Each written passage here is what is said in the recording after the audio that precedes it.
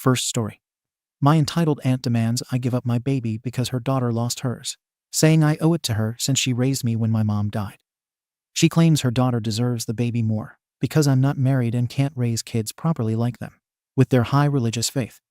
I cut ties and went NC. Still, my cousin refers to my baby as hers, and my aunt continues harassing me.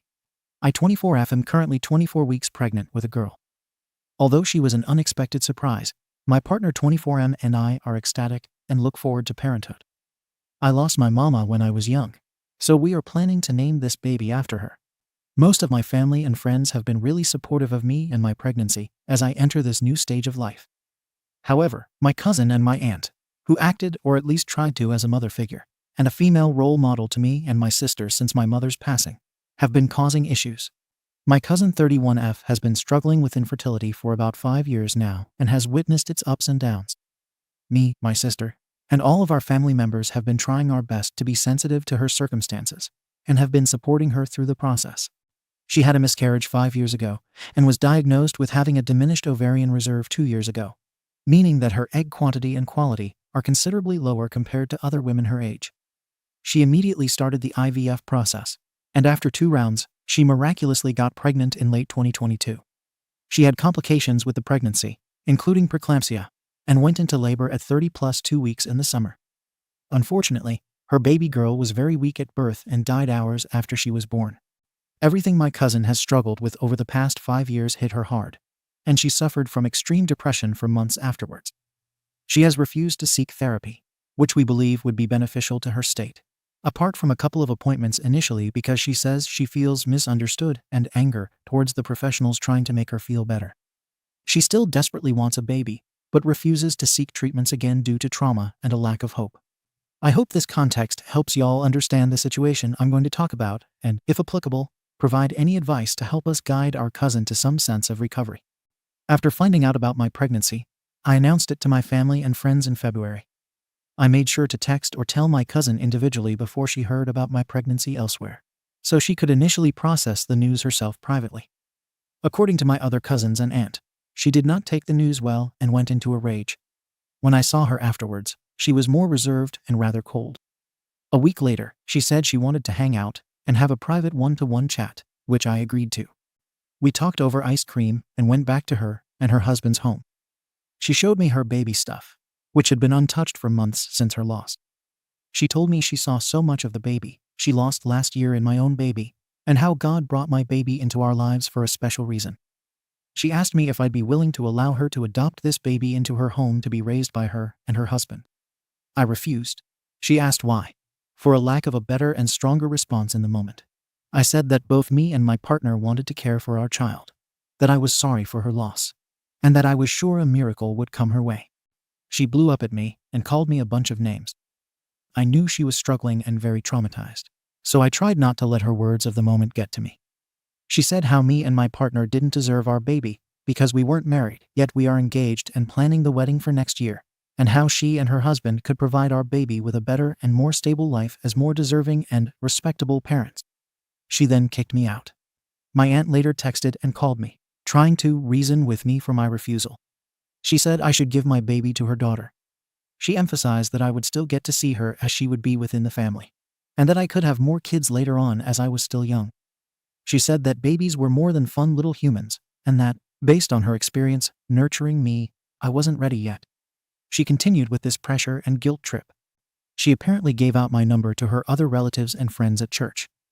They have also been texting me and urging that I be more sympathetic to my cousin and her situation. My relatives were more chill, but her church friends were saying terrible and demeaning things about me, so I blocked them. I try to avoid my aunt and my cousin as much as I can. I want to be there for my cousin, but it's becoming really difficult. My aunt has been trying to dictate my life and choices as my only motherly figure since I was a child, and she won't stop. I found out that my cousin has been telling people that she is soon getting a baby and that her life will be complete again. They think I'll come around and be overwhelmed once I face the realities of parenthood. This is all just so crazy and frightening to me. If you have any advice or just ways to distress in general, please let me know. Update. Note. Thank you all for the advice and new perspectives you gave me in my last post. I just wanted to update on the situation now with my cousin. as things have occurred in the last 2 months. I am now 8 months pregnant and feeling okay. Me and my partner have quietly moved, and very few people know our new address. My cousin and aunt both know we have moved, but do not know where. We also recently got married in a small, private ceremony. We will likely do a bigger ceremony next year. I am not sure what the situation with my cousin or aunt will be like next year, or whether they will be invited to or would come to our bigger wedding, especially with the baby. So far, my partner's family has been very supportive and understanding of me and the circumstances. I feel less alone and more confident with their support. We have also taken other precautions related to birth and security. The baby is doing all right, and we are both very excited for the birth and to meet our sweet baby girl. We already adore her and are ready to protect her. Unfortunately, my cousin is still baby crazy and desperately wants a baby to fix her life. I found out through gossip from friends, relatives, and other sources that she has been engaging in questionable and rather predatory social media behavior. She has been joining pregnancy and baby-related groups and reaching out to vulnerable members who have shared their struggles, offering to take or adopt their babies. She apparently harassed a young widow for her baby in an effort to save the child, and has been banned from a considerable number of groups and communities that way. She has also been more active on social media with posts, and is publicly sharing her fertility struggles and considering IVF treatment again. Beyond her social media activities, I found out that she is waiting for my child to be born and wants to regain proper contact with me as before my pregnancy. I have her blocked on most sources of communication, and I don't believe she has tried to contact me so far. My aunt is still upset with me and bad-mouthing me to other family members and her church friends. I am sometimes getting hostile text messages, voicemails, and even phone calls from those she poisoned against me. But there have been no physical confrontations since I've moved and don't attend church. My aunt is also pressing my father for details about me and to get in contact again. I haven't told him much about our move, and he has promised to keep any sensitive information about me private, especially from my aunt or cousin, and those in the family that are close to them. Out of the two, my aunt has definitely been the more aggressive one towards me. In May, right before my move, she came to my apartment and waited outside in the parking lot until I got home from work. I thought she was going to cuss me out, but she said she wanted to catch up with me at the cafe near the church and asked me which car I wanted to take. Her friendliness felt very fake to me, and I was considerably uncomfortable with the whole situation, so I made excuses and refused to go. She then started gaslighting and arguing with me about everything that had happened. She told me to just wait until the baby is born, and that I would succumb to the pressures of parenting and stress in no time. She said some very hurtful things about me and my partner, and said how my baby deserved to be raised in a godly household with 2 believing parents. I know she did not like my partner beforehand because he is not Christian and for other reasons, but she spoke in a very anti-Semitic way about my partner. She said that she fears that my baby will be misguided and confused with her parents' religious differences, and that since I have a full-time job or career as well as my partner, my baby will not receive enough attention and care from my parents. She believes that a child must be raised in a strong foundational religion with a strong father and an attentive, guiding mother to succeed and not go down an immoral spiral once they get older. Apparently only my stay-at-home cousin and her provider husband can provide these ideal conditions. Thankfully, my neighbor stopped by, and her presence cooled the confrontation down. I firmly told my aunt to leave and complained to the manager about my aunt and my neighbor. I walked down the street and hid in another complex with a friend until my partner came and got me. My aunt apparently sat down at the edge of the parking lot waiting for me as I talked to the manager in his office and left after about 30 minutes. We have this incident recorded and have taken more precautions. We have threatened my aunt with legal action for any escalations, but we also don't want to provoke her too much and be harassed further. That incident has been causing me stress, and I will not be going anywhere where my aunt or cousin will be. I have skipped 2 family events because I know they will be there. Although I feel more secure at the moment with a move and marriage, I am still very wary and wish for things to settle down after my baby's birth and with time. I am planning to post another update sometime after the baby is born, if nothing else major happens, and when time or safety permits. Once again, thank you for your support, and please take care. TLDR, my partner and I moved and got married privately. My cousin is still baby crazy and has taken to social media postings and groups. My aunt showed up to my apartment to confront me and had been harassing and bad-mouthing me along with her friends. I will update again after the baby girl is born. Update on r/raised by narcissists. This will be a small update. We got in contact with the local church leader and talked to them about the situation with my aunt and cousin, who are both active members. We talked to him for a while. He initially dismissed my concerns as personal conflicts between family members and tried to refer us over to counseling services. We explained to him that my cousin is dealing with trauma from her baby's death and that she is having false hopes about adopting my baby, which would be raised in a good home. We also told him that my aunt is feeding into those hopes and has been harassing me on her behalf, causing disturbance and a lot of stress. He told me he understood my side and that he knew what my cousin has been going through with her inability to have kids. He said he would contact my aunt and cousin to see what they had to say about the situation. I talked again with him today.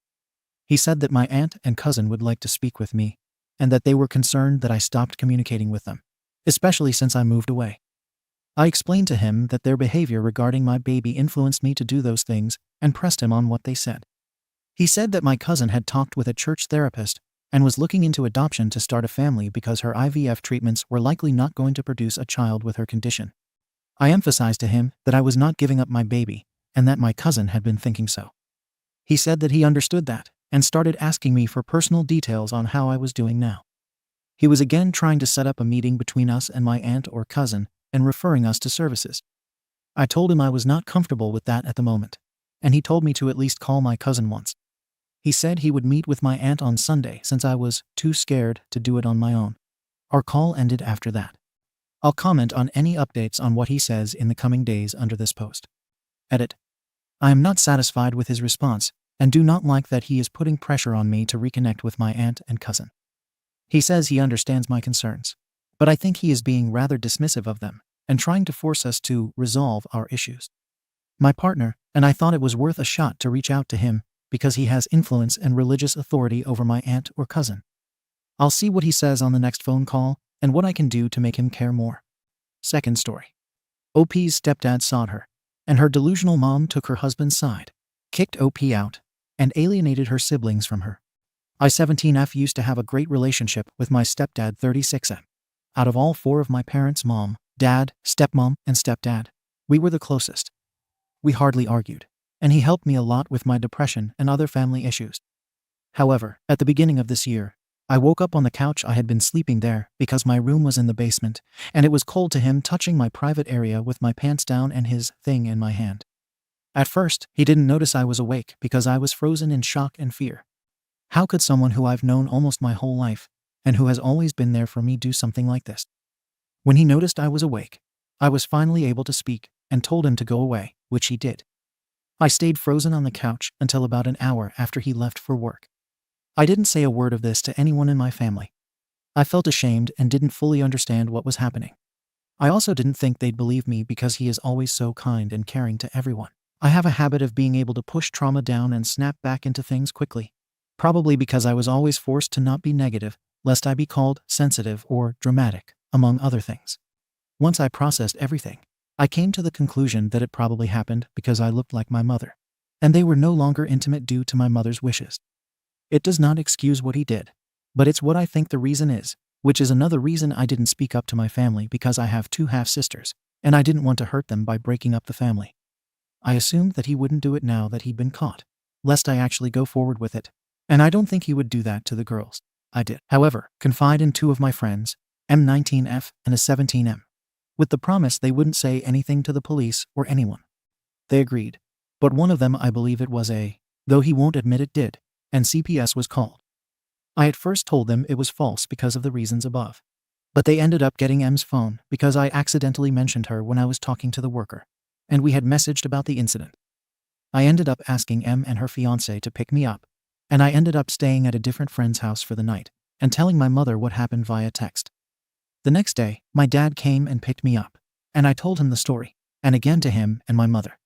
When I got to his house, different houses, my mother couldn't even look at me, and I was grilled with questions about whether I was telling the truth and the consequences if I was lying.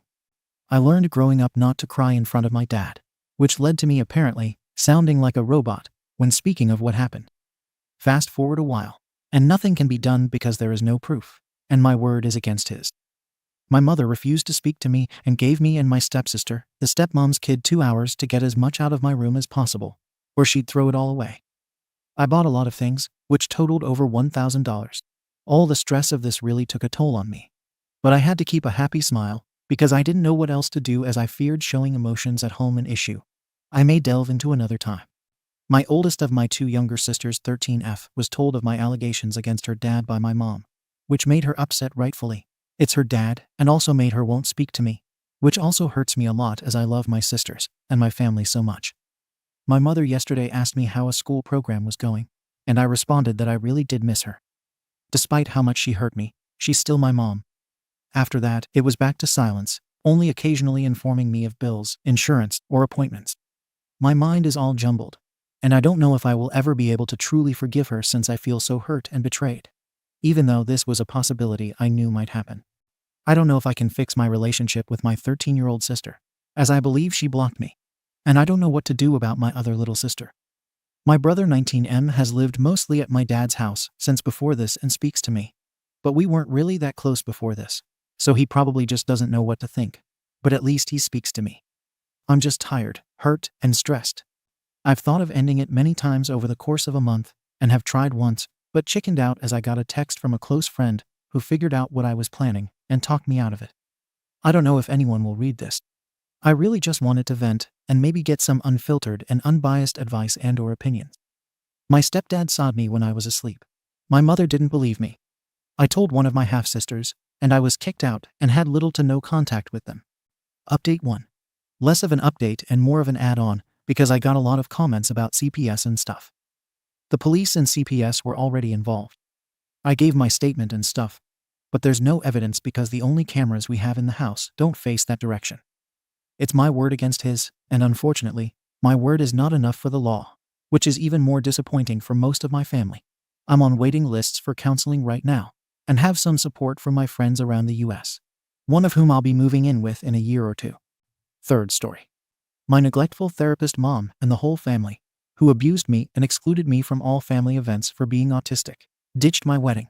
So I cut ties with them and went NC. Now mom contacted me, demanding why I don't include her and our family in my life. So I just reminded her of the abuse and how she reacted when I was self-harming. I just want to preface this by apologizing for the jumbled wall of text. I don't have anyone to talk to about this. I was recently diagnosed with autism earlier this year, at 32 years old. Prior to my diagnosis, I had always felt there was something off about me. But as a high-masking woman, I always assumed it was just a personality deficit. Some of my symptoms include noise sensitivity. Over the last few years, my ability to mask has decreased, and it has become harder and harder to function appropriately in my immigrant household. Due to some administrative issues with my medical school, I had to move home for a year before returning for clinical rotations. During this time, I was increasingly stressed and focused on completing my research assignments and working my part-time job. In order to cope, I used to wear my AirPods around the house, which my parents would call blatantly rude. I would sequester myself to my room and try to avoid upsetting them in one way or another. But this became an issue as well, stating that I was in my own world and that I was not actively participating with my family. My mother even asked, "What do you even contribute to this family?" When they would yell at me and call me stupid, I would shut down. When they asked me to explain my behavior, I would get nervous and have issues verbally communicating. I would take too long to speak, and they would just yell at me or make fun of the 30-second pauses I would take before responding. During one conversation, my father would call me a dangerous person because I was getting confused with the issue at hand and brought up an issue I thought was relevant. During one of my shutdowns, I failed my board exam, the same day my dog got attacked and was in the hospital. I had a really hard time functioning. My mom kept asking me about the exam and why I couldn't get it together, as well as upcoming test dates, and I told her I didn't want to talk about it. So my family collectively decided to ignore me for 3 days. My dad said if it were up to him, they would have ignored me for a whole week. At the beginning of the summer, my mom had gotten a knee replacement. During this time, I was studying for my step exam med school exam, so I was always wearing my AirPods and listening to study material. In between question blocks, I would come to see if my mom needed anything. My parents wouldn't coordinate with me when I needed to take her to PT. I was just told that I should have known and been okay with dropping everything to take her wherever and whenever she needed to go somewhere. Mind you, my exam was within a week. When I told my mom I needed to study and didn't have time to go grocery shopping, stay out for a long lunch, and stay for the full PT. I was told I didn't respect her or care for her. She and my dad told me I was a poor excuse for a daughter. My parents said I was a bad sister because even though I drove 3 one-way hours after work at 4 a.m. to her graduation, prepped and decorated for her graduation party, I should have had a speech prepared. I couldn't do it. I was surrounded by a bunch of people, and I was grossly overstimulated. I wanted to be supportive, and I thought that by planning and organizing her party, that would have been enough. But it wasn't. At the end of the summer, my family collectively decided that I was a shy person who deserved to be alone. Luckily, by that time I had moved out of state to start my clinical rotations, and I had been away from home for 3 months. During that time, I had spoken to them a few times, but I got overwhelmed with school and keeping up with the responsibilities of living back on my own. No one called me. I had to call them. During winter break, I came back to my hometown but stayed with my boyfriend so I could study for my shelf exam. The day after my exam, my boyfriend proposed, and I called and texted my family to tell them the news. They were excited about the extended family group chat, but didn't answer any of my calls. On Christmas Eve, I texted to see when they would be home so we could hang out, and they said sorry, they're busy. Christmas, busy. Then, the day after Christmas, I texted my mom to see when I could bring their presents over, and she agreed to meet me. She said the entire extended family, aunts, uncles, and cousins were all celebrating the holidays at our new vacation house in Mexico 20 minutes drive away. She said that if I had been a better communicator, maybe I would have been invited, but I wasn't. I wasn't invited to my family's holiday celebration because I didn't specifically ask what the family was doing for Christmas. I didn't celebrate my engagement with anyone in my family. I cried the whole week. I have always felt different. I never knew what to say or do. I never knew how to behave or withstand my sensitivities. I have a hard time communicating verbally or even defending myself. After all of this, I sought out a diagnosis, and to no surprise of my own, I do in fact have autism. But now that I have this realization, what do I do? How can I fix myself? I haven't spoken to anyone in my family, except my mom, twice since then. How can I explain to them that I didn't do any of that to be mean to them? I don't want to use autism as an excuse, but as context for my actions. How, in this context, do I get them to love or like me again? I don't even want to plan a wedding because I feel like an orphan. ***, it has been 6 months since they have spoken to me. But yesterday I received a text message letting me know that they would be in my city due to a long layover, and that I'm assuming just my mom wanted to come by to see me. I'm not sure if I can handle them. I don't particularly want them in my home. I don't want to have them in my safe space. If I say no, are they giving themselves ammo? I don't know what they want or why they decided to contact me. I don't even know what to say if I do agree to see them. I'm so angry, so confused, and so hurt. I have so many important things coming up, and I don't want to be a shell of myself because I have to deal with family stuff. Should I see them? How should I go about meeting or not meeting them? TLDR. My parents ignored me for almost a year, and now they want to meet. Update ***. I first want to say thank you to everyone who commented and DM'd me with advice and support. I definitely carried your support with me into the meeting. I also want to say sorry for the late update. I was so emotionally burned out that I didn't even start to process what happened until yesterday. Anyway, here is what happened. My parents arrived early in the morning in my area. I took you all's advice and decided to meet them in a neutral space, a tea shop. As I suspected, my father did not come. My mother's excuse was that he had to stay and watch the luggage. Apparently, it wouldn't have fit in an Uber. When my mother arrived, she seemed excited to see me and was trying to update me on their vacation. She asked why we didn't meet at my house, and I stated that I was too busy at the hospital to stay at home waiting. For about 15 minutes, she kept trying to get me to tell her updates about my life and current school deadlines, just more small talk that kept going around in circles. She commented on my engagement ring and said she has only ever seen it in photograph. I reminded her that she did in fact see it when I came to visit in December 2 days after proposing, but she wasn't interested in it then. She then tried to take my car, fill up my gas tank, and order food so I would have groceries. I declined both since one of her favorite insults is that I only care about money and that I wouldn't have gotten this far in my schooling without her. I kept getting more and more frustrated with the topics and finally just asked why she came. She acted surprised and said, "Why wouldn't she come see me if she was in town?" I lost it. I said that after the way things were left in December, my engagement, and being left out of Christmas, New Year's, I was shocked that she would come see me and act like nothing happened. My mother was gobsmacked, like a surprised Pikachu face. She said she was shocked that I left the conversation in December feeling badly, and she didn't think that the meeting went poorly. As a good medical student does, I inquired about her prospects to see how she perceived Christmas to have gone. She said she wished I was there, but it was just a missed opportunity. I let her know that, because of that conversation, I had decided I wasn't interested in being a part of a dysfunctional and abusive family. I brought up all of the scenarios I mentioned in the original post, and said that nothing that I did warranted that level of abuse. I told her that I already knew how this conversation would pan out, her crying and expecting me to comfort her and apologize for making her upset, as well as telling my dad I was disrespectful and for him to bang on my door at night just to yell at me and call me names.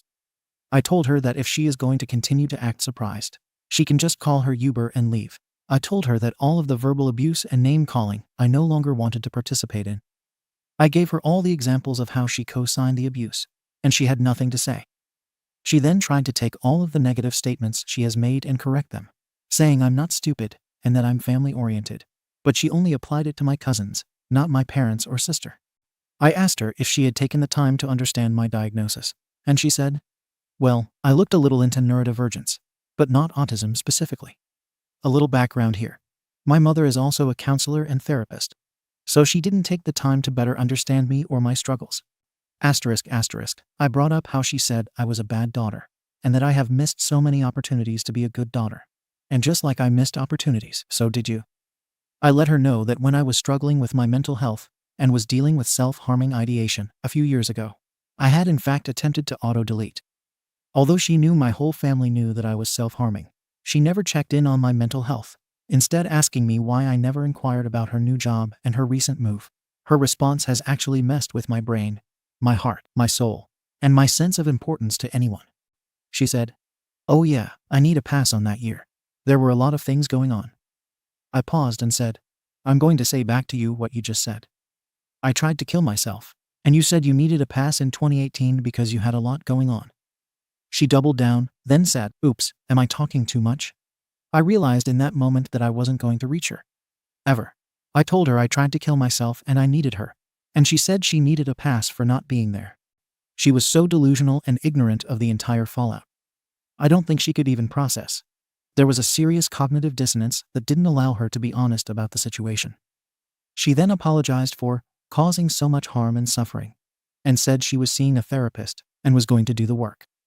I told her I'd opt out of contact until she actually did the work. I told her it wasn't my responsibility to teach her about my disability or where she went wrong in our relationship. She asked if I would call more, and I said she needed to do the work. I sent her on her way and then cried in the car the whole way home. I still haven't heard from her since. My feelings are all the way hurtful. I feel just as bad as I did in December. I don't know what I was thinking, but I was let down. I think I need to let the hope die. I'm going to go forward with wedding planning without the hope of having my family present. Sorry for the jumbled mess. I'm still a bit shaken up. TLDR. My mother was shocked. I wasn't excited to see her. She reminded me why I went low contact. She said she was going to do the work to fix our relationship. Thank you for watching the video. If you are interested in listening to these kinds of stories, we've got more in store for you. Simply subscribe to our channel, hit the like button, and share it with your friends.